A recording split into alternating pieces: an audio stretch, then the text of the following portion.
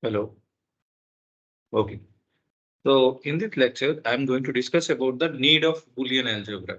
Why Boolean algebra is so much important in digital electronics or digital system design. Suppose if I have gone through my introduction video of Boolean algebra, there I told one point that Boolean algebra is used for the minimization of expression. So how it is doing the minimization and how it is very much effective in such cases that I am going to explain in this video. Suppose you have given this expression y equal to ab plus bc plus b bar c, and it is asked to implement this expression by using some logic gates.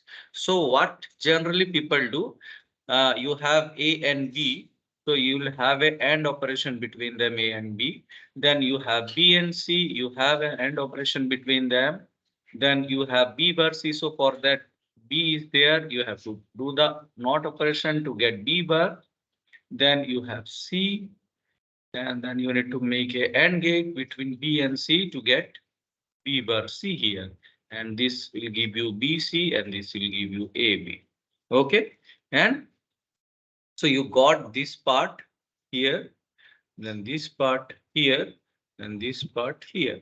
Now, among this component, there is OR operation. So what we need to do? We need to use one OR gate,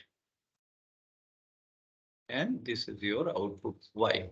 Okay, so this is the uh, method we need to follow to implement this thing by using logic gates. However, if we use the laws of Boolean algebra, we no need to use this number of gates. Here, how many gates are used? 1, 2, 3, 4, 5. At least 5 gates you need to use to implement this expression. But in digital electronics or digital system design, our main objective is to reduce the number of gate. Means we need to use minimum number of gates to implement some expression. Okay. Now using Boolean algebra, how this expression can be minimized? You see here, what was the expression given? That I will write here. That is AB plus BC plus B bar C. Now what you can do? You can take common B from you can take common C from this second and third component. Then what still remains? C into B plus B bar. Fine. Then AB plus. So according to Boolean algebra, B plus B bar is nothing but 1. Okay. So what result you will have? C into 1, because B plus B bar is nothing but 1. So ultimately, what result you have got? B plus C. So you can see you got the minimized expression of the previous case. So that expression was given to you. This expression was given to you. And it has 3 components, and each of the component is having two terms. Okay.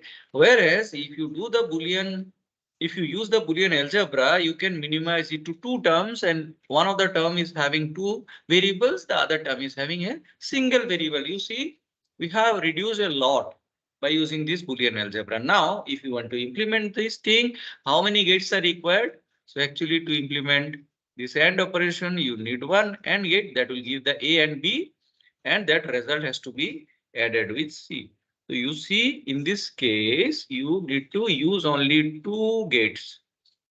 Okay, one AND gate and one OR gate. So if you do the use of Boolean algebra, and if you minimize this expression, now you need only 2 gates to implement the same expression.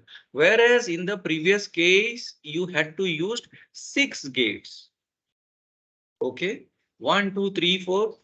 1, 2, 3, 4, 5. Sorry, 5 gates you had to use in the previous case. Now the same thing you are implementing by using 2 gates.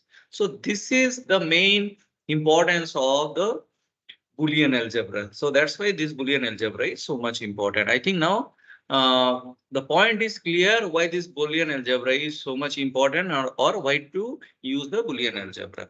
Okay, and why we have to use the different laws of Boolean algebra. The main objective is to reduce the expression so that we can use minimum number of gates to implement that expression.